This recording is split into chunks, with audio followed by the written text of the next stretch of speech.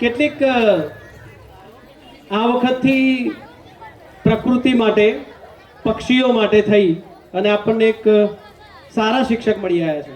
કોણ કહેશે? જે કે વિનસ સર. અને એ શું શીખ્યા તમે એમાંથી એ જરા વાત કરો. વિનસ સર અમને પક્ષીઓ, જીવજંતુ તેમનું શું મહત્વ છે તેના વિશે અમને શીખવ્યું. જોડે દેવાંશી મેડમ તેમના પાર્ટનર હતા, તે દર મહિને આવતા અને તાસ લેતા હતા. બરાબર. કઈ કઈ વાતો તમે નવી શીખ્યા?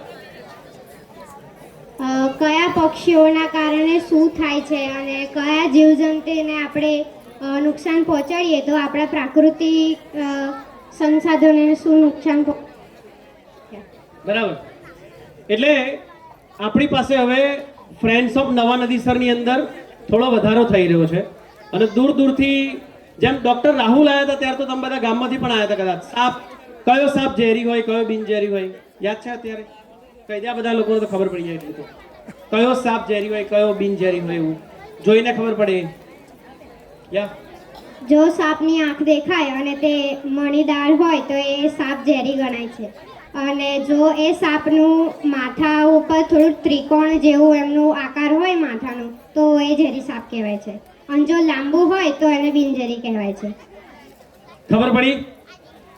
મને એટલી જ ખબર પડી જેટલી તમને ખબર પડી. અચ્છા.